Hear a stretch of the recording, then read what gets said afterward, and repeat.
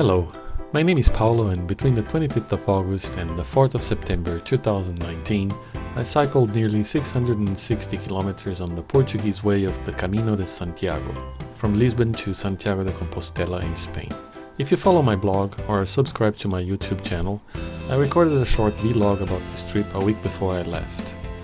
The link to that video should be showing in the card on your upper right corner now and is also available in the description box. I've asked a few friends that have and have not done pilgrimages before what would they find useful in this video. And they asked me 7 questions in return. The first question was, how long did the pilgrimage take? For me it took 11 days. I started from the Sé Cathedral in Lisbon on Sunday the 25th of August around 12 noon and arrived in Santiago on Wednesday the 4th of September around 4 p.m. Second, how much did you spend? I spent 685 euros and 42 cents in the entire journey. That includes all the expenses from the moment I arrived at Heathrow Airport on my way to Lisbon to the moment I left Santiago de Compostela. It also includes the fees I had to pay to the airlines, TAP and Iberia, for transporting my bike. As you may not live in London, or in the UK for that matter, your journey to Portugal and from Spain may be quite different than mine. So if you only count the pilgrimage days, the total expense was 451 euros and 14 cents, and as it took me 11 days to reach Santiago, the average per day was 41 euros and 1 cent. There should be a card showing on the top right corner of the video now with a link to a Google Sheet page containing all my expenses. I also added the link to the description box of this video. I believe it is entirely possible to do the Camino spending much less than I did, but perhaps you will have to limit yourself to eating only 2 meals a day, cook your own food, and essentially just walk and sleep. If you're looking for donativos or hostels where you pay just as much as you can, or if you're looking for accommodation under 12 euros a night, you'll find it very challenging, especially in Portugal, as the number of beds in such places is small and fills up quite quickly. The cheapest albergue I stayed on these 11 days charged 6 euros a night, and it was in Briallos in Spain. It was a publicly owned Junta de Galicia albergue. Keep in mind there is a price rise expected for all Junta albergues in 2020. I think they'll go up to 9 euros a night, but I'm not sure. Third question, navigation. Was finding the way easy? The answer to this question is not a yes or no, I'm afraid. In Lisbon there are very few signs pointing the way. In fact, I found only 3 and 2 were very faint. Signage improves after Coimbra. But still, you'll find stages where signage is excellent and others where signage is poor. After Porto, signage tends to be very good. However, if you're cycling, you have to keep in mind that the original Camino is meant for walking, not cycling. So there are signs pointing to ways you cannot, or should not, ride on your bike. I'm also almost certain there were arrows pointing to disused paths of the way, as the Camino appeared to have changed over the years. I frequently stopped to ask for directions, and some locals said a few times, pointing with their fingers, "It used to go that way, but now it goes this way."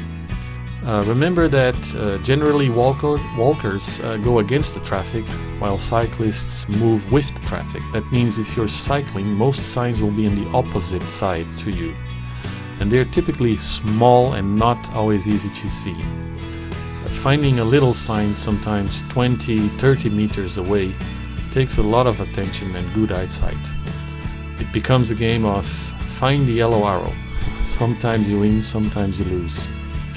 Considering the number of times I got lost and had to rely on Google Maps or the map loaded on my Garmin Edge, my route was actually pretty close to the official route of the Camino, if there is such a thing. My recommendation is that you search for the GPX file of the Portuguese Way, download it, open it with Google Earth or other such software, and study the way.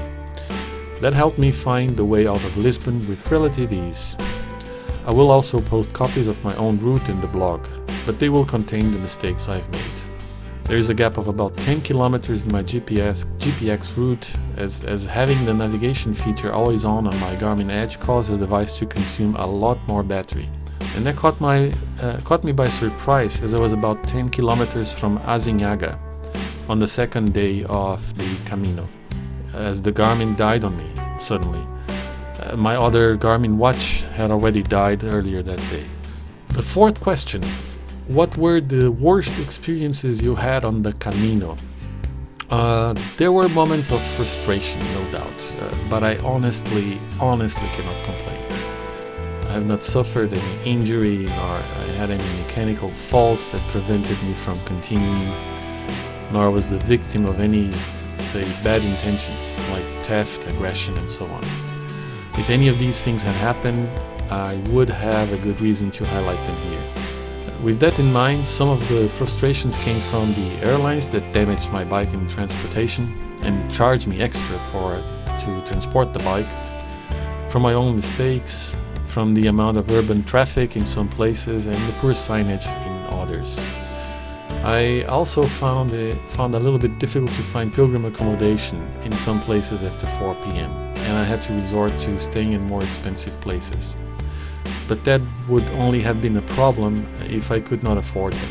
And since I gave myself a comfortable budget to do this pilgrimage, this was not an issue for me. I was, however, committed to try do the Camino as much as possible in a pilgrim's honored way. Some frustration also came from the challenging type of terrain I had to face with a heavy bike and the fact that I was somewhat unprepared for that level of difficulty. Again, this is no one's fault but my own. The Camino following the yellow arrows is very challenging for cyclists. It's absolutely not meant for touring bikes. So I would recommend you evaluate this well before you leave. If you plan to follow the yellow arrows on a bike, a sturdy mountain bike is highly desirable in my opinion. Also, from Lisbon to about Coimbra, the Camino is very urban in most places. It's done on busy roads and going through some industrial areas, not exactly the notion of nature's paradise one would expect. This was also one cycling trip in which I got very frustrated with my tech.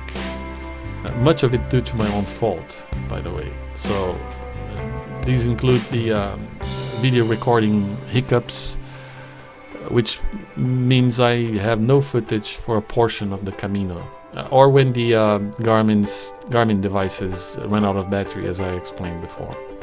The fifth question: what were the best experiences you had on the Camino? Honestly, just doing it, just being there. For me, it's not the destination, it's the journey. I love the many views that I've been through, the people I've met with whom I had a chance to have a conversation with, in the hostels I stayed, or even if I was just cycling very slowly alongside them for a few minutes. If any of them is watching this now, I am so grateful for the opportunity to get to know you, hear your stories, the reasons for doing the Camino, and other experiences you had as pilgrims. Some of the best experiences also came from the most challenging ones. For example, the times I looked up a hill and I thought I would not be able to climb it, but then I did. Obviously hills are supposed to be hard to climb, but the reward you get when you're up there is not just the feeling of accomplishment, but also the delights of the views. Other worthwhile experiences include simple things like the sounds and smells of the forests I cycled through or the coastal paths I cycled by. And then there was also the simple culinary delights of the pilgrim's menu, the food, typically for less than 10 euros in some places. A pilgrimage is certainly not a dream holiday for many, but then a pilgrimage is often only a holiday in the sense that those who, like me, live busy professional lives can only do them during their holidays. Hence the reason probably young people on a gap year and retired people seem to be dominant on the Camino. People go on pilgrimage for a multitude of reasons, but certainly not to lay down and relax. It is quite demanding physically, even if you're fit and on a good state of health. The paths are more often than not full of sand, gravel, stones, mud, boulders, which becomes especially difficult if you're climbing up a hill or even going down a steep hill. The sixth question: how safe is the Camino? All I can tell you is that I had absolutely no issues whatsoever in my Camino. There are moments I left my bike completely unattended with almost everything on it, with the exception of my documents, the money, and some of the more expensive electronic equipment. In some of these moments I locked the bike, and some of them I didn't. I locked the bike when I entered the Sé Cathedral in Lisbon, and then I had to go to the Paróquia dos Mártires church as I was looking to buy a pilgrim's credential, which I had forgotten back home. In this moment, the bike was outside on a very busy central location for at least 30 minutes, and nothing was missing when I came back. Also, I felt safe cycling on the roads despite the heavy traffic in some places. There were a few exceptions, in which I thought some drivers drove a bit too close for comfort, but the vast majority of times the Portuguese and Spanish drivers respected the safe distance. I cannot stress enough though that some roads are really busy and you should always be careful, regardless if you're walking or cycling the Camino. The walkers will have to walk also on roads and on hard shoulders on several occasions too. Despite all of this, I can't think of a moment in which I felt I was in serious risk. The seventh question: accommodation. The network of pilgrims hostels, or albergues as they are known, is not as extensive in the Portuguese way as it is on the French way, from Saint-Jean-Pied-de-Port. Yet that doesn't mean it's not sufficient. I used basically two resources to find accommodation. The first one was a site called Gronze.com, Gronze.com, which is probably one of the best online resources for all caminos to Santiago. It's only available in Spanish though, but you can use Google Translate to automatically translate the site. The site gives you all stages of all caminos and a list of accommodations for each stage, which includes not only the pilgrims hostels but also hotels and other types of accommodations such as camping areas and so on. The second resource I used was a Google Sheet list of currently 536 places along the Portuguese way of the Camino, and all variants of the way as well. This Google Sheets was created by a user named Anonymous Goose. So thank you very much, Anonymous Goose, for that. This is a great resource maintained by volunteers and frequently updated based on information received by pilgrims. The list gives you the phone numbers for all the places, in addition to an estimated cost. The cost may vary during different periods of the year. The number of beds, type of accommodation, the websites when available, the actual address of these places, as well as some recommendations. As I said, the list is extensive, but I've printed it and used it together with the printed pages from Gronze, and I carried only the stages that I was planning to do on that day. The others were in the bag. I can say that the places I stayed were all clean, comfortable and functional, and some were even luxurious for pilgrimage standards. I'm not going to say more than that, as what you expect from your Camino might be very different than it was from my Camino. But if you choose to stay in the same places I did, I can recommend them all to you. Two important things to mention for cyclists in particular was that although it wasn't an issue for me, not all places I stayed had a space to store the bike.